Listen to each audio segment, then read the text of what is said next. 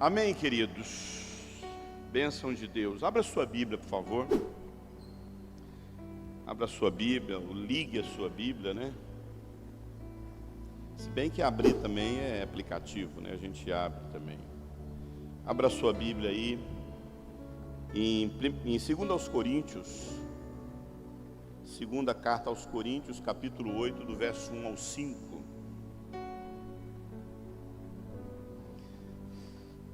Eu leio segunda carta aos Coríntios, capítulo 8, do verso 1 ao 5.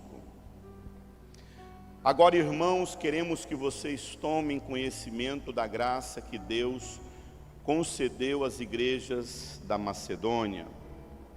No meio da mais severa tribulação e grande alegria, e a extrema pobreza deles transbordaram em rica generosidade. Pois eu dou testemunho de que eles deram tudo quanto podiam, e até além do que podiam, por iniciativa própria. Verso 4, eles nos suplicaram insistentemente o privilégio, tem uma outra tradução que fala a graça, de participar da assistência aos santos. Verso 5, e não somente fizeram o que esperávamos, mas entregaram-se primeiramente a si mesmo, ao Senhor, e depois a nós, pela vontade de Deus. Deus, nosso Pai bendito, te damos toda a honra, toda a graça, todo louvor, todo louvor ao Senhor, toda a graça que o Senhor ministra ao nosso coração, e principalmente a graça e o privilégio de poder pregar a Tua palavra, Tua bendita palavra, Senhor, inspirada pelo Teu Espírito Santo. Que a Tua palavra seja viva e eficaz, produzindo fruto em nós, para a Tua glória, para o Teu louvor. É tudo que te pedimos, em nome de Jesus, amém. Existe uma divergência, né, no meio evangélico, no que diz respeito, naquilo que seja a graça de Deus. Infelizmente, os evangélicos, os protestantes, eles têm uma divergência no que significa a graça de Deus. Minha intenção nessa ministração não é trazer essa questão do que seria a graça segundo a linha de tal ministério, de tal igreja, de tal teologia, mas eu gostaria de compartilhar com vocês aquilo que eu entendo que seja graça. Se você perguntar para mim qual é o seu entendimento a respeito de graça, eu entendo, amado, que graça é uma capacitação sobrenatural nas nossas vidas, para que nós tenhamos condições de realizar aquilo que naturalmente não se realiza. Eu vou repetir: graça é a capacitação sobrenatural de Deus para realizar aquilo que naturalmente nós não temos condições de fazer. É um agir de Deus sobrenatural na nossa vida, para que nós consigamos fazer aquilo que naturalmente nós não teríamos condições de fazer. E é interessante que esse texto que nós acabamos de ler, fala pelo menos, amados, de 3 capacitações da graça na vida de um cristão. E que, como nunca, pelo menos na nossa geração, nós precisamos de tanta graça de Deus para receber essa capacitação. 3 capacitações sobrenaturais que seriam impossíveis de qualquer um de nós realizar, fazer, impossível. E eu gostaria de compartilhar com os irmãos essas 3 graças, 3 capacitações sobrenaturais na vida desses irmãos da Macedônia. Esses irmãos receberam de Deus essa graça, e eu gostaria, de compartilhar com os irmãos. Veja aí no verso 2, olha só que interessante no verso 2: no meio da mais severa tribulação, eles receberam grande alegria. Amados, eu não sei você, mas quando eu li isso aqui, isso mexeu muito comigo. No meio da mais severa tribulação. É interessante a ênfase, porque não se tratava apenas de um problema, não se tratava apenas de uma tribulação, não que seja apenas, né? Não se tratava só de uma tribulação, mas se tratava de uma severa tribulação.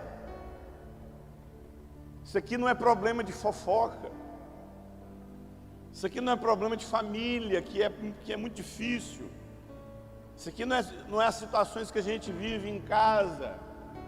Isso aqui não é a situação que a gente vive de magoadinho, porque fulano disse tal coisa e nos magoou. Os irmãos aqui, amados da Macedônia, estavam vivendo uma severa tribulação. Mas como foi lido aqui, veja o que o texto diz: irmãos, queremos que vocês tomem conhecimento da graça que Deus concedeu às igrejas da Macedônia. Deus derramou um nível de graça na vida daqueles irmãos, que eles receberam algo impossível de se viver. Não sei se você sabe, as igrejas da Macedônia foram fundadas, foram plantadas pelo apóstolo Paulo.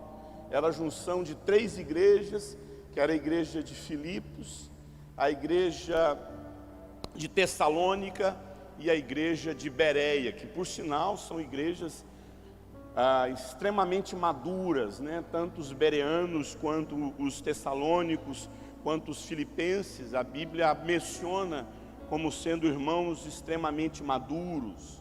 Paulo fundou a igreja de Filipenses, a igreja de Filipos, e quem assumiu essa igreja foi o apóstolo João. Quando João foi para a ilha de Pátimos, Timóteo foi enviado pelo apóstolo Paulo para assumir essa igreja. Mas é interessante que essas igrejas, elas eram maduras, e o Paulo fala que esses irmãos ali da Macedônia receberam da parte de Deus essa graça. Lembra que eu disse, graça é uma capacitação sobrenatural de Deus nas nossas vidas, para que nós tenhamos condições de fazer aquilo que naturalmente nós não conseguimos.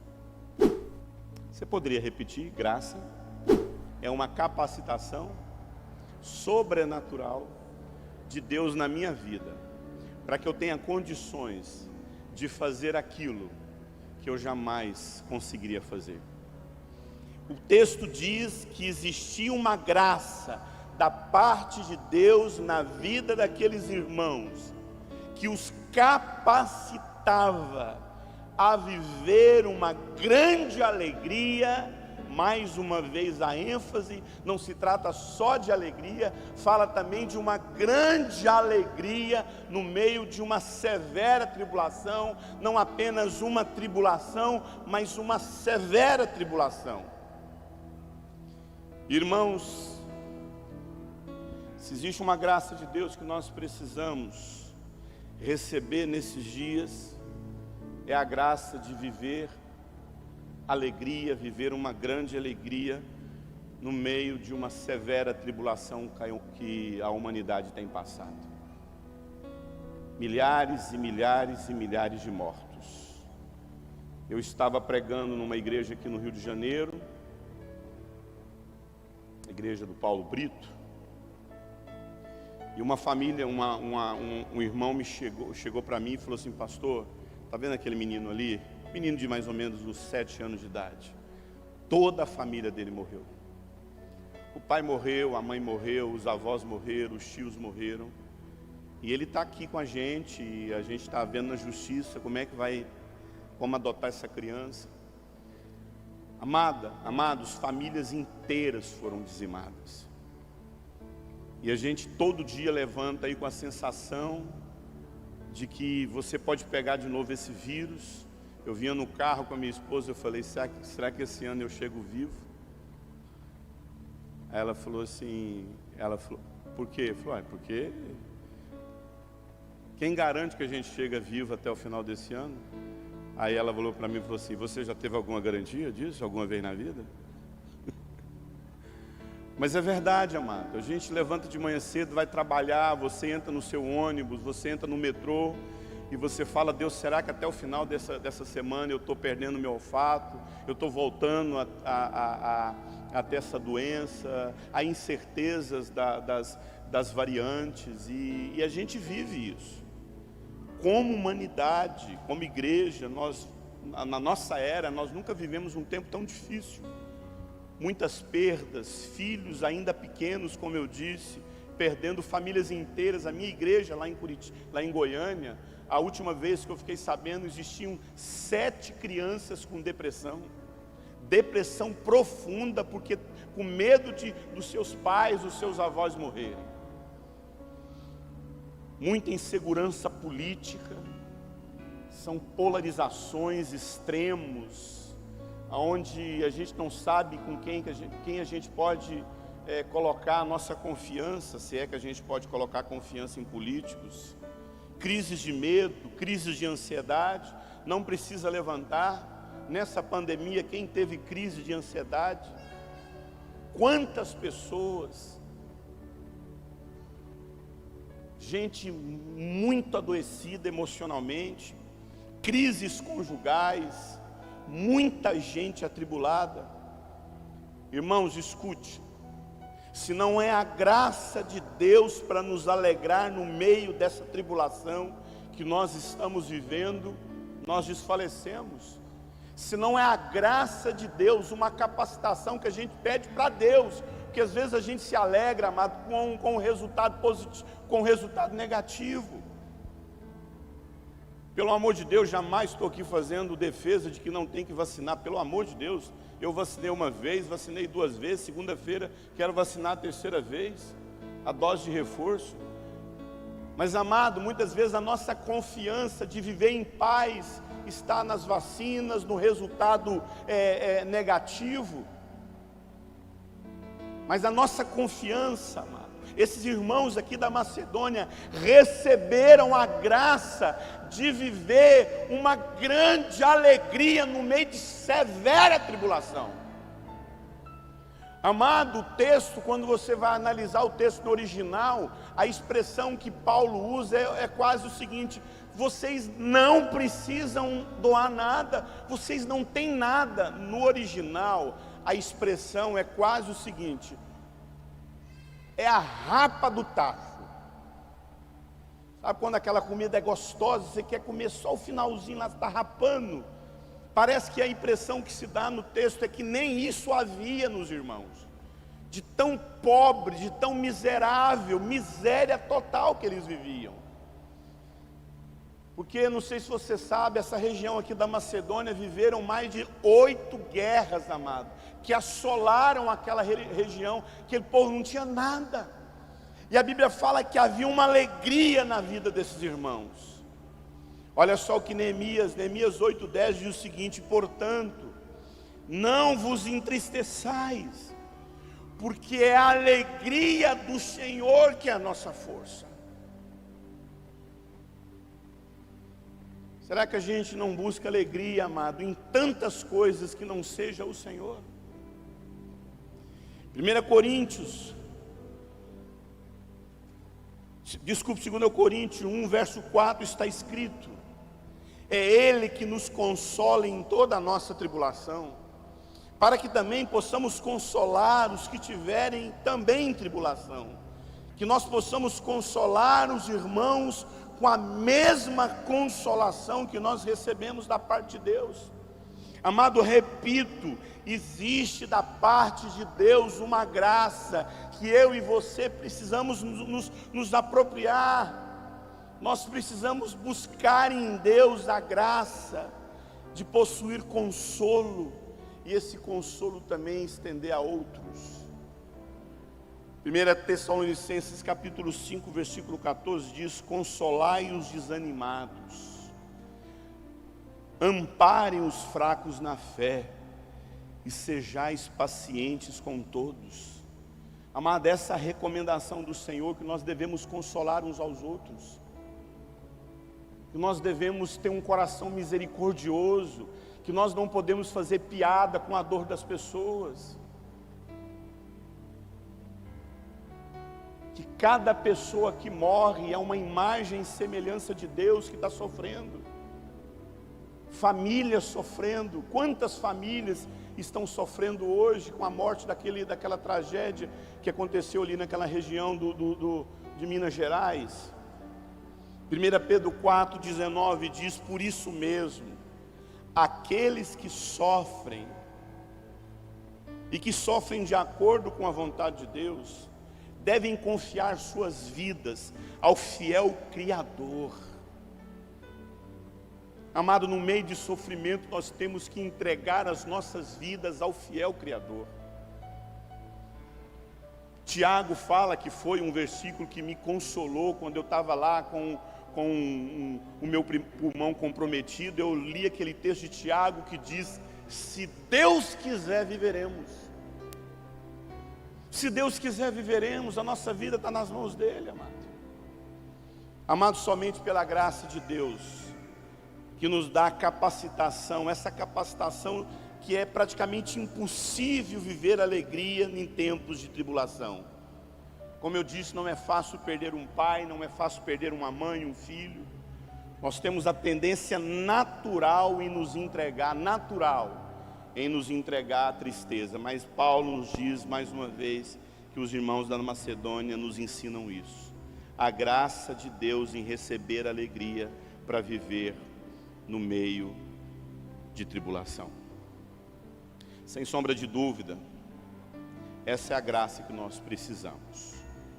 A graça de viver algo tão profundo, de receber uma alegria numa situação que jamais teríamos alegria. Mas presta atenção, o nível de alegria, de descanso em meio a tragédias, a perdas, depende da entrega que eu e você respondemos à graça de Deus. Nós temos que responder essa graça que já foi derramada a nós. Mas se nós escolhermos, amado, não buscar de Deus a graça de vivermos felizes e alegres em meio à tribulação, nós vamos sucumbir nas nossas tristezas. Veja o que Paulo nos ensina. Interessante esse texto de 2 Coríntios 12, de 9 a 11. A minha graça te basta, porque o meu poder se aperfeiçoa na sua fraqueza. De boa vontade me gloriarei nas minhas fraquezas, para que em mim habite o poder de Deus. Verso 10. Pelo que eu sinto prazer nas injúrias, nas necessidades, nas tribulações, nas perseguições, nas angústias, por amor de Cristo. Porque quando sou fraco, é aí que sou forte. Sabe qual que é o segredo do Paulo? A graça de Deus. Paulo não confiava nele. Paulo não confiava que ele era capaz de viver algo que não fosse a partir daquilo que Deus derramasse sobre a vida dele. Mas nós temos a segunda capacitação da graça de Deus na vida dos irmãos aqui da Macedônia. Olha só ainda no verso 2. Primeiro Paulo fala que eles tinham uma graça de receber grande alegria em meio à severa tribulação. Mas olha o que diz o verso 2 continuando. E mesmo com extrema pobreza, eles transbordaram de rica generosidade. Mais uma vez a ênfase. Não se tratava apenas de pobreza. Se tratava de quê? Extrema pobreza. E eles não apenas tiveram generosidade. Eles tiveram o quê? Rica generosidade. Irmãos, aqui não se trata de pobreza apenas. Aqui se trata de extrema pobreza. Não se trata de uma dificuldade financeira. Não se trata de um pagamento atrasado. Se trata de gente miseravelmente pobre. Eu falo muito isso para minha esposa, né? A gente tem uma tendência assim de querer ajudar as pessoas quando cai um dinheiro a mais na conta, não é? Quando a oferta é grande, quando a gente tem um dinheirinho a mais, a gente fala assim: acho que eu vou abençoar alguém. Os irmãos da Macedônia não eram assim não, meu irmão. Quando eles não tinham nada, Como eu disse, era praticamente quase a rapa do tacho. Tinha que rapar ali, tinha que arrancar para sair alguma coisa. E o Paulo fala, não, está todo mundo cooperando aqui, mas vocês não precisam. Mas eles falam, não, Paulo, a gente quer participar, a gente quer ser generoso. Amado, como eu disse, a região da Macedônia era uma região muito devastada pela guerra. Historicamente falando, amado, era a região mais pobre da Europa, a região mais miserável da Europa, era essa região da Macedônia. Muitas guerras, muitas perseguições, mas o texto diz que mesmo com extrema pobreza, eles não perderam a generosidade. Amado, isso aqui só é possível viver quando se tem graça de Deus na vida de alguém. Você sabe por quê? Porque generosidade não é aquilo que está no bolso, generosidade é aquilo que está no coração. A pessoa não é generosa porque ela tem dinheiro, a pessoa é generosa porque ela tem um coração generoso. E essa rica generosidade fala de uma graça de Deus na vida desses irmãos. Sabe por quê? Porque sem sombra de dúvidas, dinheiro é aquilo que tem um dos maiores poderes, tem maior potencial, melhor dizendo, de ocupar o lugar de Deus na nossa vida. Amado, eu desconheço alguma coisa que tem mais poder de ocupar o lugar de Deus no nosso coração do que segurança financeira. Não sei se você sabe, John Wesley, né, um grande homem de Deus, um grande avivacionista. Você lê os textos de John Wesley, você vai descobrir que ele vivia com 10% de tudo que ele recebia de Deus. Ele recebia um dinheiro, ele recebia uma oferta, ele tirava 10% para ele e 90% ele fala, dinheiro deve ficar o menos possível no meu bolso para que ele não me corrompa. Ele vivia só com 10%. Todo o restante era para a obra, toda a obra missionária, para ajudar pessoas. É curioso isso, amado. Ninguém não tem nada que não possa dar pelo menos um pouco, que não possa pelo menos ajudar, ser generoso, ver a necessidade do outro e falar, olha, eu quero cooperar com isso. Interessante que o texto fala, no verso 3, pois eu dou testemunho de que eles deram tudo quanto podiam, e até além do que podiam, a expressão aqui é a rapa do tacho, por iniciativa própria, amado, ninguém ficou pressionando. Olha aqui para mim, os macedônicos, amado, não receberam o evangelho do medo. Olha, o migrador, o cortador, o devorador vai acabar com a vida de vocês. Rapaz, não tem teologia mais destrutiva no meio da igreja do que a ideia de fazer você dar oferta, você contribuir com a igreja, com a obra missionária, para repreender demônio. Amado, a oferta nunca foi repelente de demônio. Em Cristo Jesus nós ofertamos por gratidão, por generosidade, não é por medo, não é por ganância, porque Deus vai deixar você rico. Amado, infelizmente hoje são os únicos recursos que você usa hoje para tirar dinheiro do povo. Se não é por ganância, é por medo. Isso não existia na vida dos macedônicos. Eles davam por generosidade. Eles estavam ali para ofertar porque eles queriam fazer parte da assistência aos santos. Verso 4, eles nos suplicaram, não só suplicaram, eles suplicaram insistentemente o privilégio. Noutra tradução fala a graça de participar da assistência aos santos. Suplicaram insistentemente a graça, o privilégio. Como eu disse, eles não foram chantageados, eles não foram manipulados pela ganância ou pelo medo. Não foi para arrepender devorador. Não foi para ficar rico. Goiânia, 2 semanas atrás, teve um evento que reuniu milhares e milhares e milhares de crentes. Eu desconheço um evento em Goiânia que tenha reunido tanta gente em volta de um coach para ficar rico. Esse evangelho, amado, que ensina as pessoas a ficarem ricos. Eu costumo dizer que o povo, na época da idade lá, quando a igreja estava corrompida, né? E as indulgências, a história diz que eles davam dinheiro para salvar a alma do inferno. Quando a moeda caía no fundo de um gasofilácio, uma alma era salva no inferno, segundo lá a teologia corrompida daquela época, né? É interessante, a impressão que eu tenho é que esses crentes ali na época das trevas da igreja, parece que eles estavam melhores do que a gente. Porque naquela época eles davam dinheiro para garantir a salvação.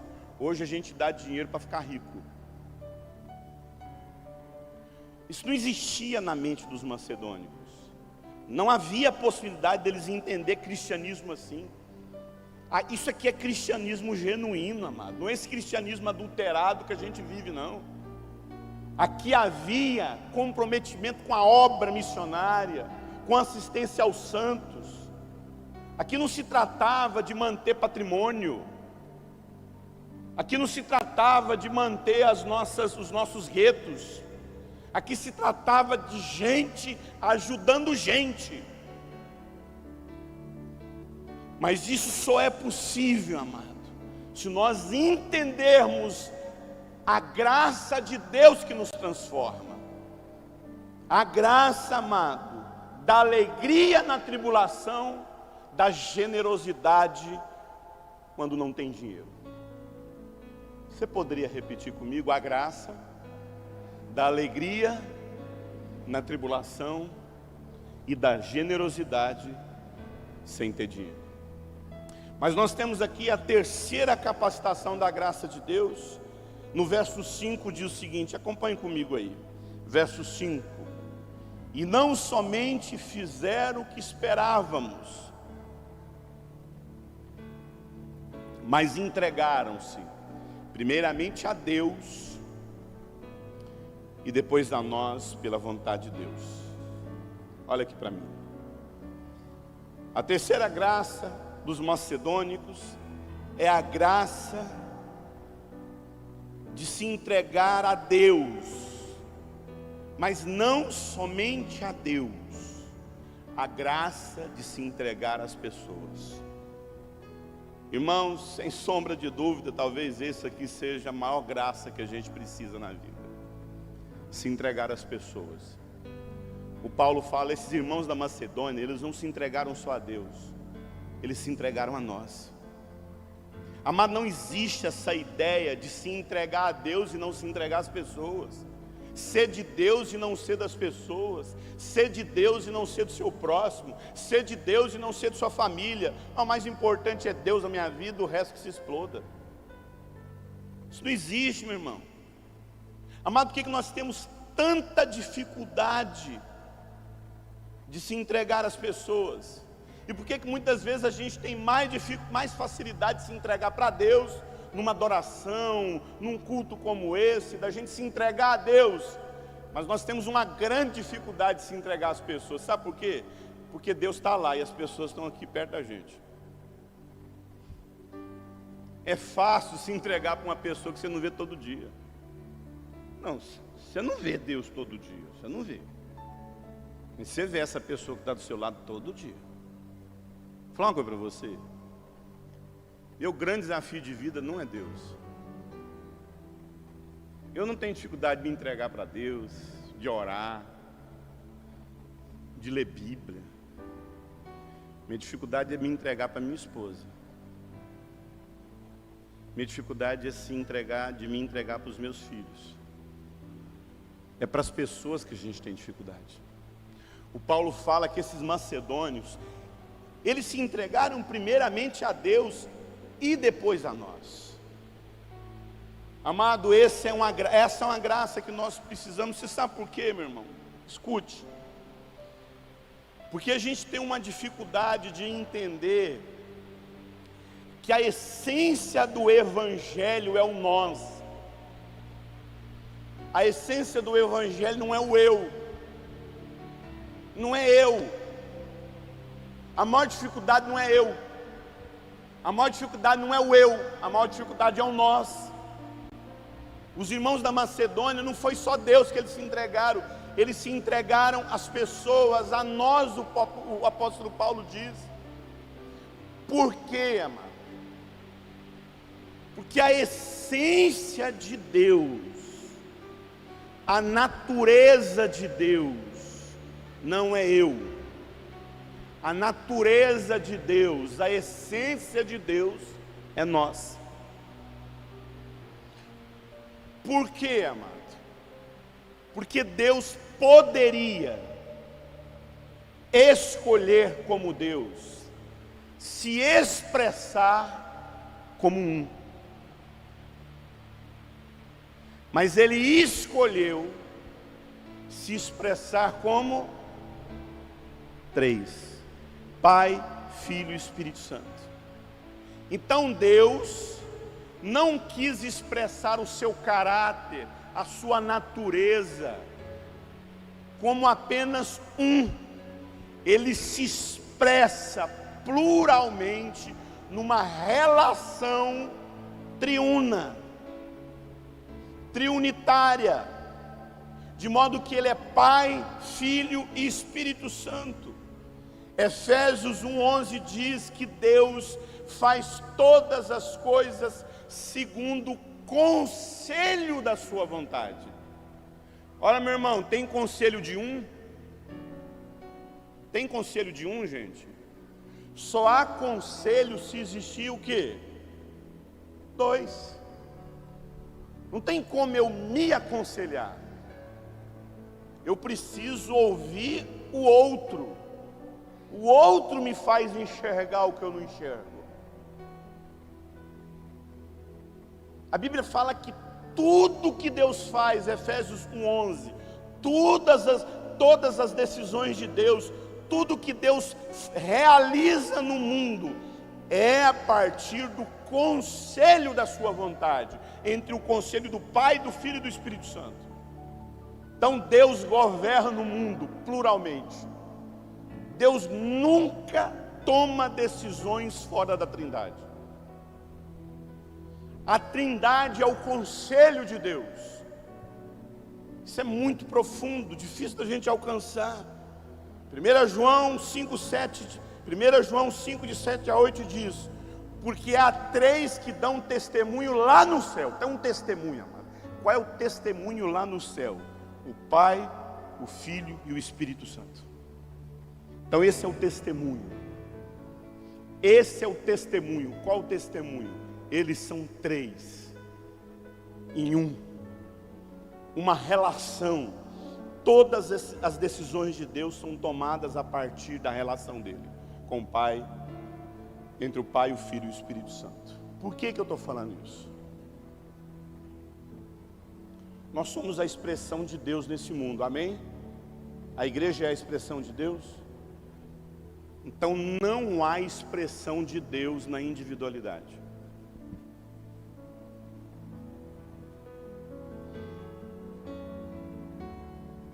Eu posso individualmente ser salvo,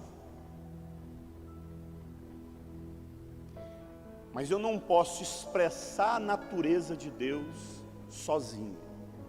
Eu só expresso a natureza de Deus nos relacionamentos.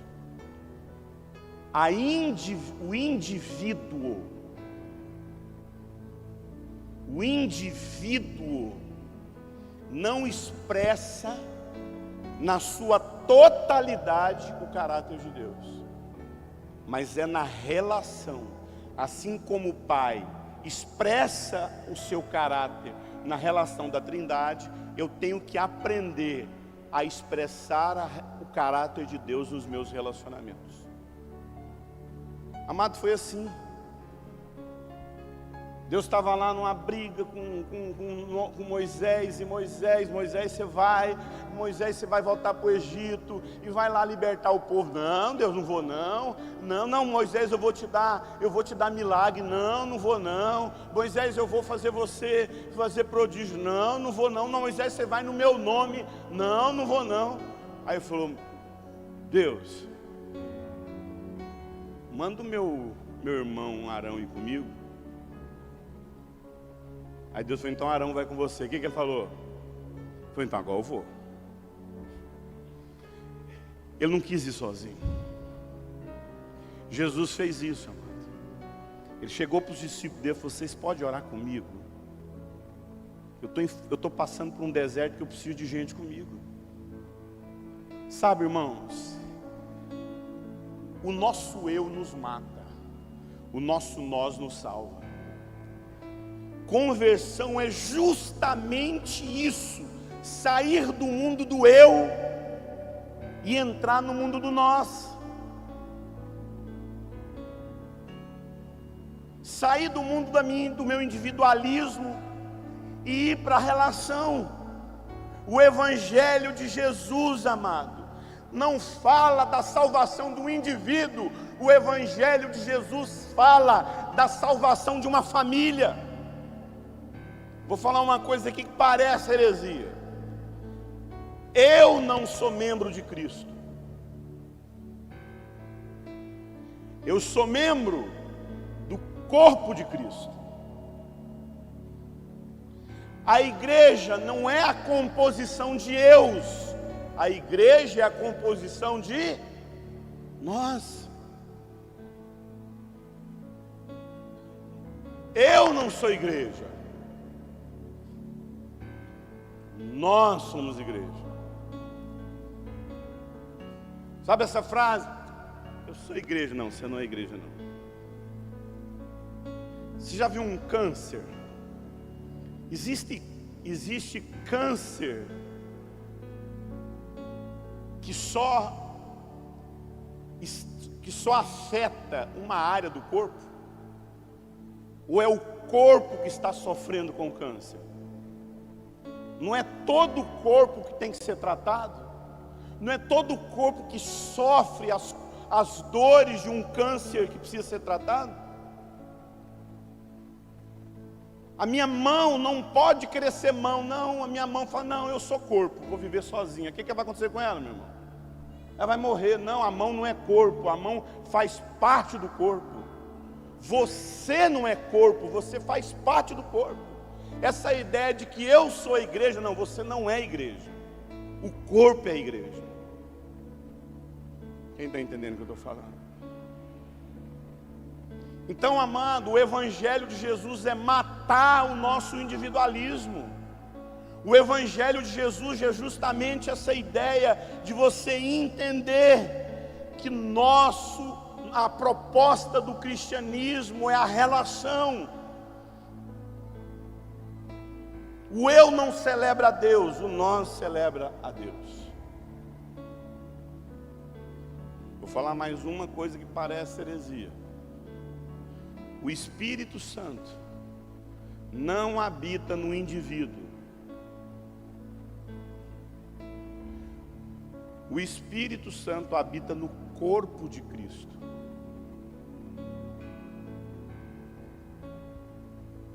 Essa ideia de uma vida cristã isolada. Não, Deus fala comigo aqui no meu quarto sozinho. Não, meu irmão. Deus fala no corpo. O Espírito Santo foi derramado para o corpo de Cristo. Isso é tão forte que uma vez lá no nosso ministério, quando eu e Osana morava em base missionária, chegou uma irmã lá e ela tinha dom da profecia. E aí alguém chegou no escritório lá falando, olha, teve uma noite de profecia lá no quarto de uma irmã que chegou, e chegou uma profeta aqui. E ela chamou todo mundo lá para o quarto dela para ela entregar a profecia, um para cada um lá. Aí eu mandei chamar ela lá no meu gabinete. Eu falei, paz, minha irmã, tudo bem? Você está aqui na base, né? Está aqui com a gente. Estou muito feliz, a irmã tem dom de profecia, né? Falei, glória a Deus, minha irmã. A gente precisa de profeta aqui no nosso meio. Mas deixa eu dar uma orientada para a irmã aqui. A irmã não vai reunir ninguém para entregar a profecia no quarto, tá? Porque nós temos uma reunião aqui, todo mundo junto. É nessa reunião que a irmã vai entregar a profecia. Porque a profecia não é do indivíduo, a profecia é do corpo de Cristo. Amado, no exato momento que você se converteu, não tem privacidade mais. Não existe privacidade na minha vida, existe intimidade. Existe uma intimidade entre eu e minha esposa que ninguém se mete. Sim, é uma intimidade, mas privacidade não tem não, meu irmão. Acabou, nossa vida é de todo mundo agora, todo mundo tem que entrar na nossa vida, todo mundo tem que dar palpite na minha vida, todo mundo tem que falar que eu estou errado, todo mundo tem que me pastorear. Individualismo é lá no mundo, gente. O culto do eu é lá fora, aqui é o culto do corpo. Viver sozinho é lá no mundo, aqui é viver em comunhão. Jesus falou, vocês querem saber se o meu Espírito está agindo? Quando é que você não tem dúvida que o Espírito Santo está no meio de você? Deus está, Ele está no nosso meio. Qual foi o critério que a Bíblia diz que eu tenho certeza que Deus está no nosso meio? Quando uma pessoa sozinha busca Deus, é assim? Não, é quando 2 ou 3 estiverem reunidos, eu estou lá. Então eu tenho uma triste notícia para te dar. Ninguém serve a Deus sozinho. E hoje a gente vive uma celebração do eu. É o meu culto, é a minha música, é a minha pregação, mas nada de corpo. Tanto é que a gente fica procurando a igreja que agrada a gente. Sabe, a gente quando chega numa cidade fica fazendo um tour para achar qual que é a melhor igreja. Não, meu irmão. Quando você chegar numa cidade, eu queria te ensinar uma coisa. Procura a pior igreja.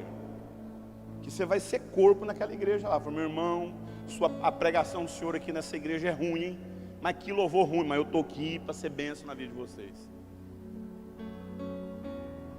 O Paulo falou isso na Bíblia. Ele falou, olha, eu fiquei sabendo aí que no meio da reunião de vocês tem gente doente,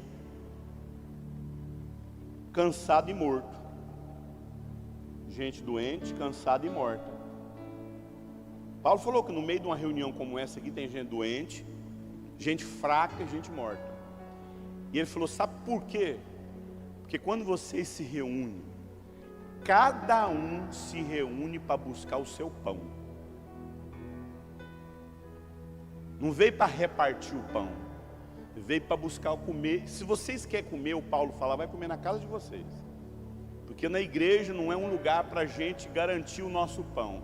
A igreja é um lugar para a gente garantir o pão do outro. Você entende, amado?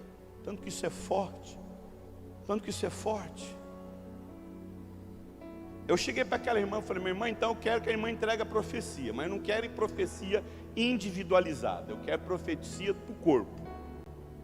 O corpo precisa receber, o corpo tem que ver aquilo ser edificado, não é lá o indivíduo sendo celebrado. Eu queria já finalizar com 2 textos, um texto grande e um texto pequeno. Mas eu queria falar uma mudança que houve na minha teologia nessa pandemia eu mudei um pouco, uma compreensão da minha teologia. Amado, eu não tenho dúvida que eu fui escolhido, eleito, predestinado. Eu sou um calvinista, assim, muito convicto, né? De que Deus me escolheu. Eu não tenho coragem de orar para Deus, falar, Deus, obrigado que eu me escolhi, obrigado que eu te aceitei, não. Deus, obrigado que o Senhor me escolheu. A gente ora assim, não ora? E eu não tenho dúvida que Deus me escolheu. E sem sombra de dúvida, a predestinação é um dos temas mais controversos entre cristãos há centenas de anos. Mas como eu disse, eu não tenho nenhuma dúvida que Deus me predestinou, me escolheu antes da fundação do mundo. Deus me escolheu desde o ventre da minha mãe. Não foi eu que escolhi a Deus. O que eu queria era pecar, gente. Vou falar uma coisa para você. Se tem uma coisa que eu gosto na vida de fazer é pecar. Mas a gente peca é com gosto. Não tem coisa melhor nesse mundo que pecar, gente. Quando eu não peco, amado, não é eu. É o Espírito Santo que habita em mim, gente. O ser humano gosta de pecar, gente. Sabe quando você falou não para o pecado? Não foi você, foi o Espírito Santo na sua vida. Quando você não aceitou aquela propina, não foi você, foi o Espírito Santo. A gente tem uma mania de falar assim, ó, meu irmão, eu estou nervoso, eu fiquei nervoso, explodi, eu estava fora de mim, não é? Ele não fala isso? Quem já falou isso assim? Ó, gente, me perdoe porque eu saí de mim, aí eu explodi, falei o que eu não devia, não é assim?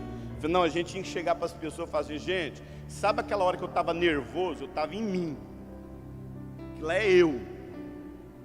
Quando você me vê calmo, tranquilo, amável, não é eu não, é Deus. Quando eu falo que eu gosto de pecado, não estou falando que eu vivo uma vida de pecado. Eu estou falando que a nossa natureza é caída. O hormônio não converte.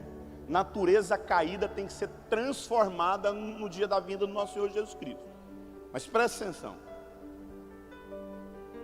Eu queria na minha vida era pecar pelo resto da vida. Mas quando eu ouvi o Evangelho da Graça, Deus, pela sua única e exclusiva vontade, tocou em mim pelo Espírito Santo, eu me converti a Jesus Cristo. Não foi eu que quis Deus, não foi eu que desejei a Deus. Eu olho para o meu passado e falo assim, gente, como é que eu dei conta de ficar livre daquilo? Não foi eu não, foi Deus na minha vida. Amém. Então não tenho dúvida que Deus me escolheu. Ele me deu a salvação. Foi pela sua vontade. Mas nos últimos anos, eu adquiri uma compreensão. Eu comecei a pensar, refletir, meditar. E eu comecei a entender algo um pouco diferente a respeito dessa predestinação. Quando eu comecei a pensar sobre isso, eu comecei a pesquisar para ver se na história da igreja alguém pensou dessa forma. Eu comecei a descobrir algumas pessoas. Curiosamente falando, depois de algum tempo, eu assistindo uma live do meu pastor, ele falou a mesma coisa. Eu falei, então, eu não estou sozinho nisso não. Mas eu mudei um pouco o meu entendimento sobre predestinação. E eu queria ler esse texto com você. Agora eu pediria que você abrisse a sua Bíblia em Efésios 2.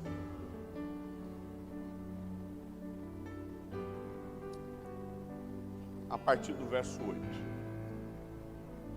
Efésios 2, a partir do verso 8. Nós vamos ler até o 14. Nós já estamos finalizando.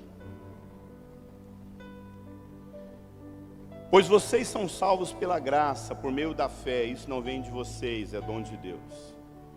Não vem por obras para que ninguém se glorie. Verso 10, porque nós somos criação de Deus, realizada em Cristo Jesus, para fazermos boas obras. Eu fui salvo para fazer boas obras, das quais Deus preparou de antemão para que nós andássemos nessas obras. Deus criou obras para que eu andasse nessas obras. Verso 11. Portanto, se lembrem que anteriormente vocês eram gentios por nascimento, chamados incircuncisos pelos que se chamam circuncisão, feita no corpo por mãos humanas, e que naquela época vocês estavam sem Cristo, separados da comunidade de Israel, sendo estrangeiros quanto à aliança da promessa, sem esperança e sem Deus nesse mundo. Mas agora em Cristo Jesus, vocês que estavam longe foram aproximados mediante a Cristo. Olha aqui para mim. O vocês aqui somos nós, tá? Os gentios. Esse texto aqui fala de um povo que recebeu como herança a salvação, as promessas, mas que Deus compartilhou essas promessas com os gentios, que somos nós.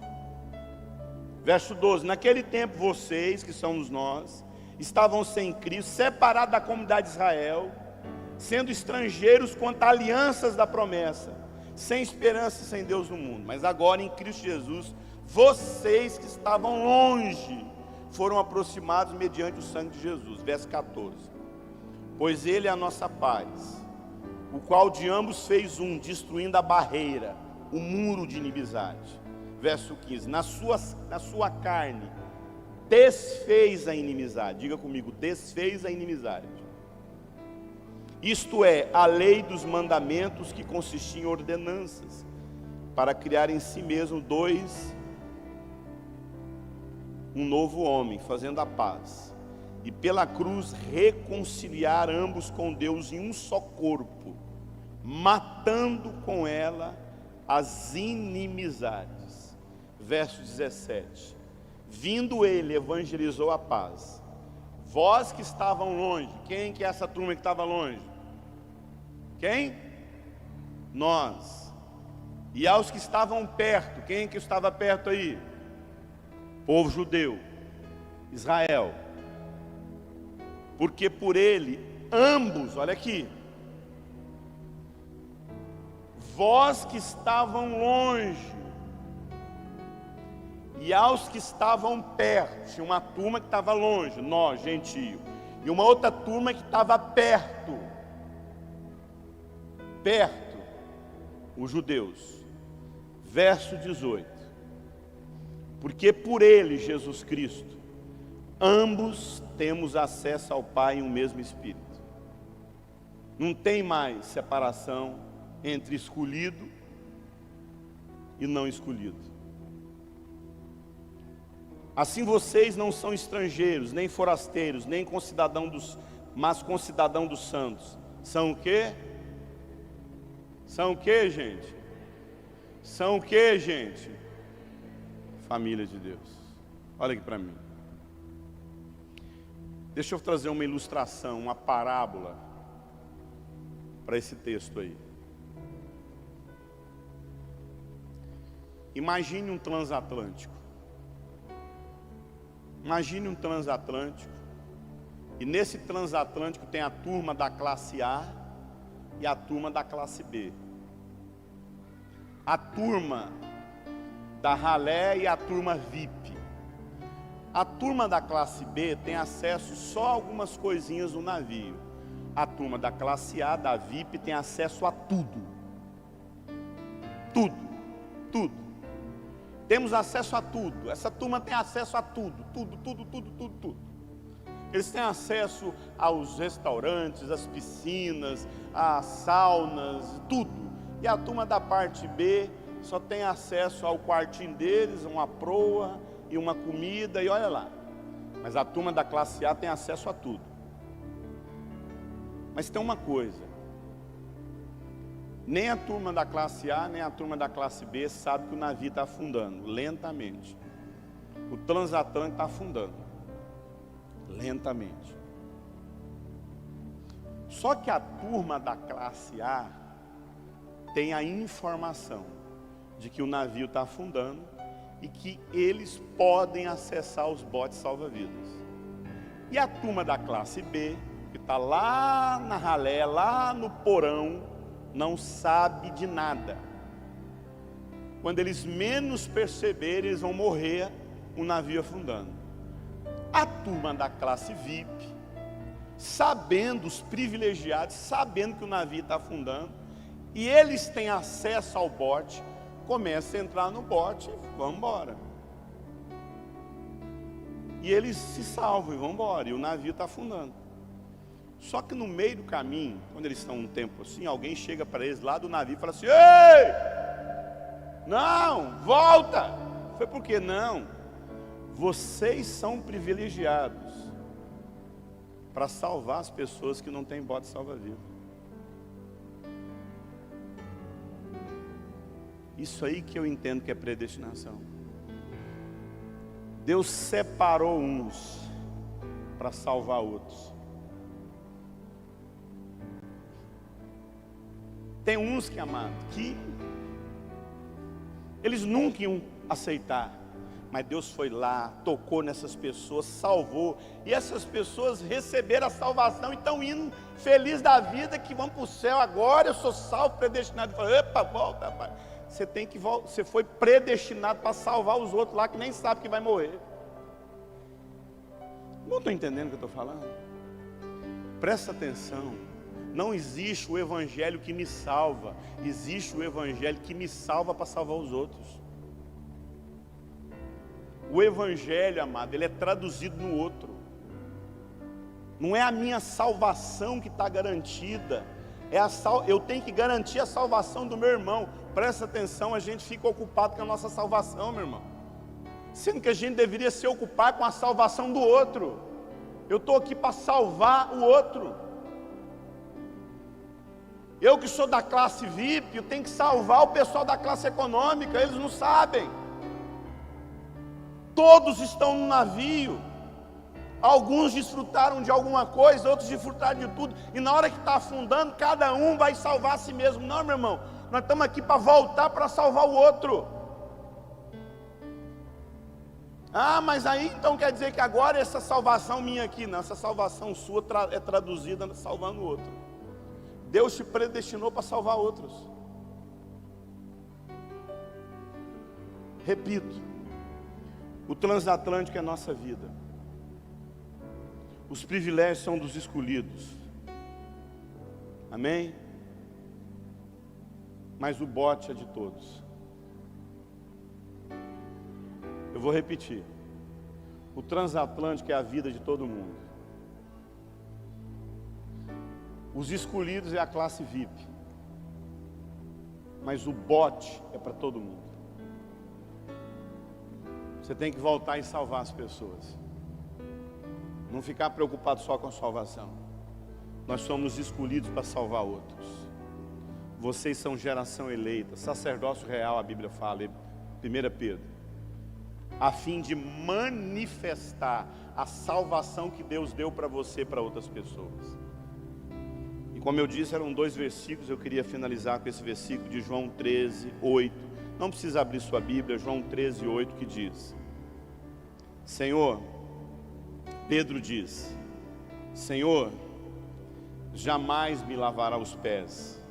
Ao que Jesus respondeu: se eu não lavar os teus pés, tu não tem parte comigo.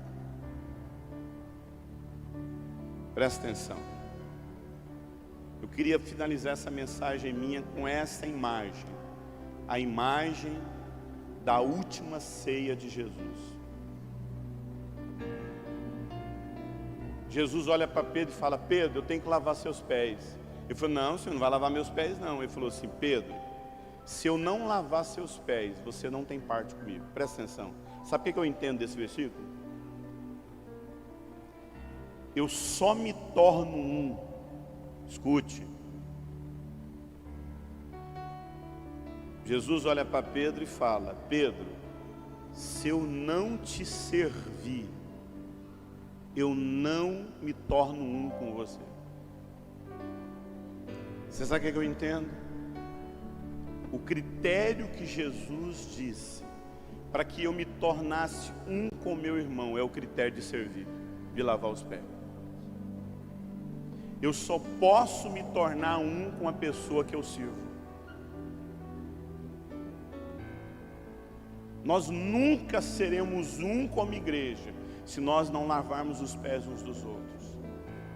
E a última coisa que eu gosto de lavar, de olhar para a imagem do lava-pés é a cena do lava-pé. Porque eu acho que lava-pé, meu irmão, é a gente lavar a sujeira dos pés de alguém que andou em lugar sujo. Sabe quando você cuida de alguém que está sujo? Sabe quando você serve alguém que precisa? Você está lavando os pés dele. Jesus disse para Pedro: Pedro, se eu não lavar os seus pés, você não tem parte comigo. Jesus quer ensinar para mim e para você, se a gente não aprender a servir uns aos outros, a gente não tem parte no corpo de Cristo. Eu vou repetir isso. Pedro, se eu não lavar os seus pés, você não tem parte comigo. É Jesus olhando para a igreja e falando: igreja, se vocês não aprenderem a servir uns aos outros, vocês não têm parte no corpo de Cristo. Lavar os pés, amado, significa limpar a sujeira da caminhada, as dificuldades que a gente tem na vida. Quando você senta com alguém, aconselha ela, o que você está fazendo? Ajuda essa pessoa, anima essa pessoa, encoraja essa pessoa, mostra o caminho que essa pessoa tem que andar. O que você está fazendo com essa pessoa? Está lavando os pés dela. A gente acha que lavar pé é pegar o pastor que de maior honra e lavar o pé dele. Não, mano, lavar pé, todos nós lavamos os pés uns dos outros. Qual é a graça que você precisa na sua vida? Amado, nós precisamos da graça, da alegria em meio à tribulação, da generosidade sem ter dinheiro, e da graça de nós aprendermos a ser um e a deixar de viver no nosso individualismo. Não é o eu, é o nós. Abaixe sua cabeça.